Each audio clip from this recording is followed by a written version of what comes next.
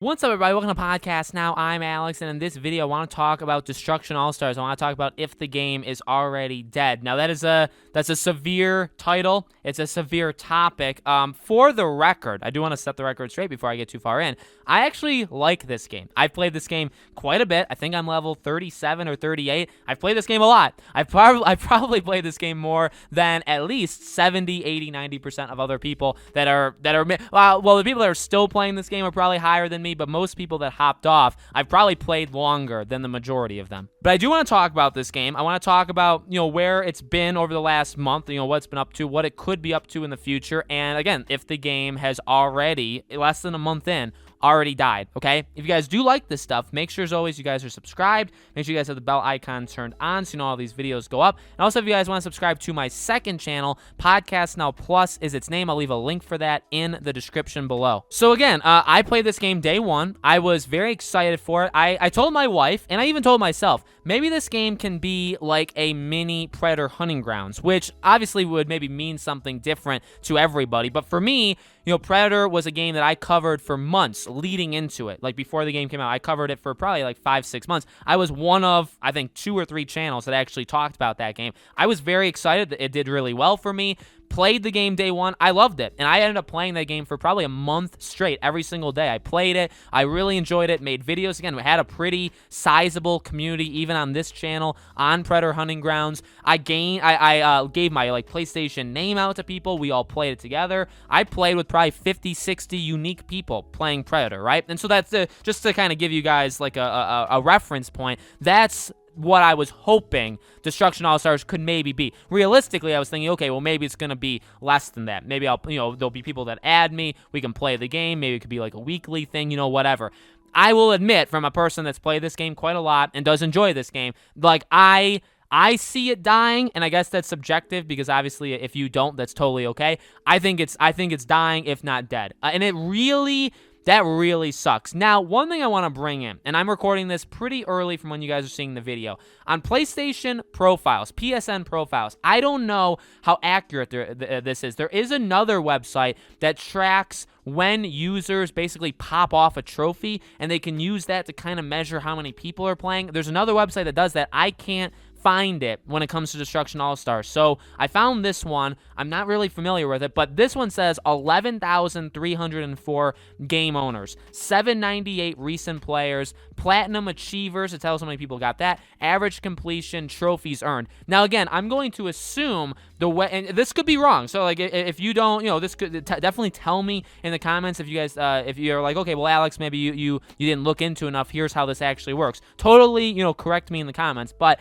if this website uses trophies that have pinged, that you have earned, and it's very easy to earn at least one trophy in this game. Okay, obviously it's harder to platinum it, but if you earn one trophy in this game, and this website, PSN Profiles, registers you and says, okay, 11,304 people have gotten a trophy in this game. Well, that means I would say 11,304 people have this game, because if you didn't earn a trophy, then you maybe didn't sync your trophies, but like you have PlayStation Plus because you need it to play this game, so you have internet, so you're probably going to sync your trophy. You know what I mean? So like there could be other ways. Again, maybe I haven't looked into it enough to fully understand it, but if that's true, let me say this. If that's true, if only 11,000 people have this game, I can't think of how it could be worse. Truly, Predator Hunting Grounds had way more than that. A lot of games had more than that. This was a free PlayStation game. Now, it was only on PS5, but PS5 has sold over 5 million units. I think it's at, when I'm recording, I think it's at like 5.5 or 5.6 million. That's 5, and Sony admitted, I did say this in a past video, Sony said, I believe 80% was the number, 80% of people that have the PS5 have PlayStation Plus. Okay, so let's, some quick math. That's around 4, it's actually higher, but let's just say 4 million to make it even. 4 million plus people have PlayStation Plus, when they have a PS5. That means 4 million people for free could have downloaded this game, and 11,000 did. Or 11,000 or more did, but they only stuck around to do the tutorial, and they didn't earn any trophies, and they immediately quit.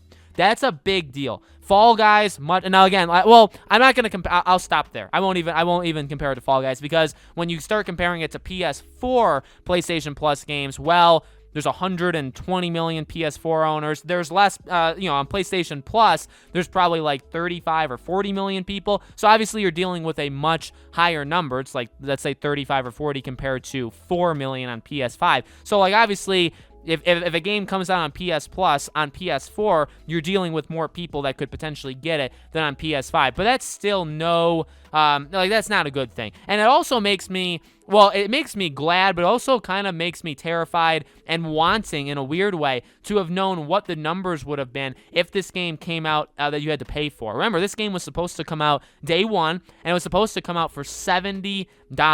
So, like, if 11,000 people got it for free, how many people do you think would have paid $70 to get it? I would tell you, I bet you it's like under 2,000. So, again, I can jump into a match, and I still think the matchmaking is broken. It could just be because there's nobody playing it. I routinely still jump into matches, and I'm on a team with 5, and I'm versing 8, or it'll be like 7 versus 6. Sometimes it'll be 8 versus 4. Sometimes I'll be on that team. Sometimes it's like 5 versus 5. I could probably count on my hands how many times I've been in matches that were even, or I guess full 8v8, and this is, I guess, obviously like Carnado, let's say, that is an 8v8 match. I can probably count on my fingers how many times I was in an 8v8 match for the entirety of that match. It wasn't a lot. And again, I've always blamed the servers. I know I said that, I think I said that in a past video. A lot of people said, well, maybe it's literally yours, maybe like the UK server's better, like the Australia server. Because there's people that said, like, hey, I've jumped in, no problem. So, obviously that could be the case, but actually we may have to look at it and say, well, can you not get even matches because there's nobody playing? There's 11,000 people playing in all, so at any given moment, there's not 11,000 people playing. There's much less, and then so obviously that's the total amount. So that's it's not a good thing. It's not good at all. I feel bad because it hasn't even been out a month. The game is empty. I will say that. I don't really think there's any controversy with me saying that the game doesn't have a lot to do in it. I think a lot of people are very disappointed with the amount of things to do in it. I am too. That's one of the main weaknesses of the game. There will be DLC. There will be things that they add to the game going forward. The question is, again, much like even like Marvel's Avengers, obviously that's a bigger, like a AAA, obviously like everybody's eyes are on it, but even for that, like, the game didn't sell nearly as much as they wanted. The game has been dead for a long time. The game gets a little bit of life when DLC comes out and then dies. How much longer? Because they talk about how much they're going to support Avengers, but how long will they actually do it? When the money doesn't come in and you're still making content for the game and nobody's playing the game, nobody new is buying it, you're going to stop making new content. You're just going to move on to the next game. You're not going to keep adding DLC. You know what I mean? And obviously, again, that's a different example. It's a little bit bigger, but same thing here. They said they're going to support this game for a full year. Well, if in 3 months from now, the game has 500 people playing it daily, are they going to support it? Why would you support it? You know what I mean? How could you even do that? Is it worth it? So it sucks. It really does suck because I wanted this game to, like I told you in the beginning of the video, like I had my expectations set. I don't think they were too crazy, and they were not met, definitely in terms of like the hype and the value that this game brings. So hopefully it sticks around a little bit. I do enjoy jumping in, I don't do it ever. The first, I would say like 2 weeks I played every day. At this point, I play it like maybe once a week, once every 3, 4, 5 days.